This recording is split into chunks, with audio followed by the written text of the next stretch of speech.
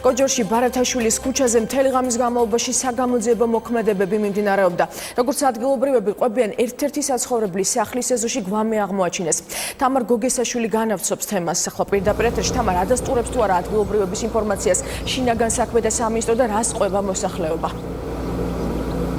ჩვენ ახლა ვიმყოფებით კოჯორში ბარათაშვილის ქუჩაზე, სადაც უკვე დასრულებულია სამძებრო სამუშაოები, რაც შეეხება შინაგან საქმეთა სამინისტროს განცხადებას. უწყებაში ამბობენ, რომ მოგვიანებით გავრცელდება სავარაუდოდ ოფიციალური ინფორმაცია და ისინი ამ ეტაპზე კომენტარს არ აკეთებენ. რაც შეეხება იმას, თუ რას ყვებიან ადგილობრივები, მათი თქმით, გუშინ მთელი ღამის განმავლობაში მიმდინარეობდა საძიებო სამუშაოები, გადაკეტილი იყო მიმდებარე ტერიტორია და როგორც ადგილობრივები ყვებიან, ბარათაშვილის ქუჩაზე ერთ-ერთი საცხოვრებელი სახლის ეზოში სამართალდამცავებმა აღმოაჩინეს ახალგაზრდა მამაკაცის გვამი, რაც შეეხება იმას, თუ ვინ ცხოვრობს აღნიშნულ მისამართზე, როგორც მეზობლები ყვებიან, ეს სახლი ეკუთვნის პირს, რომელიც მუდმივად არ ცხოვრობს კოჯორში და ის მხოლოდ სეზონურად ამოდის აქ.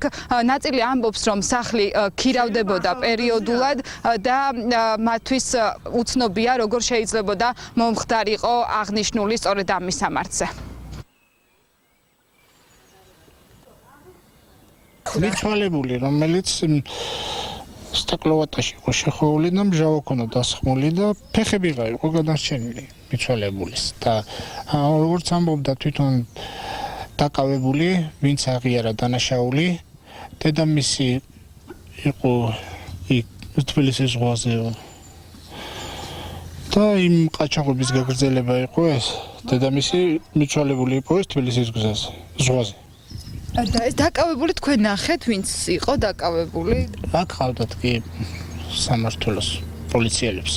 ანუ ეს დაკავებული აქ ცხოვრობდა თქვენი მეზობელი? არა, ნათესავი იყო ეთყობა იმას. მიცვალებული ამოიღესო და მიწიდან დამარხული იყო. და ვინ ცხოვრობს ამ სახლში? რამდენი ხანია რაც ცხოვრობენ? ესენი დიდი ხანია ცხოვრობენ. რა ვიცი, ძალიან დიდი ხანი, მაგრამ აქ ზამთრის სეზონზე არ არიან. მხოლოდ ზაფხულში ამოდიოდნენ და ეს ორი ზაფხული არის, რაც არ ამოსულანო ისევ თავისი მეზობლებიდან ვიცი და ისე გაქირავებული ჰქონდათ.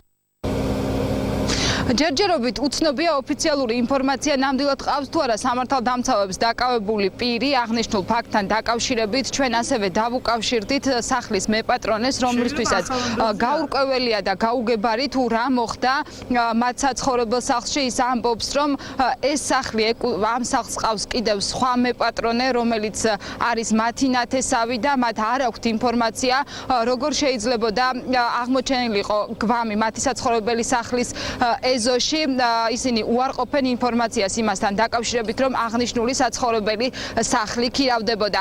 ჯერჯერობით, როგორც უკვე გითხარით, შინაგან საქმეთა სამინისტრო ოფიციალურ ინფორმაციას არ ავრცელებს, თუმცა კოჯორში ამბობენ, რომ აღნიშნული ფაქტი შესაძლოა უკავშირდებოდეს 2014 წელს თემქაზე მომხდარ ყაჩაღობას. მადლობა თამარ გოგესაშვილი საუბრობდა პირდაპირ ეთერში.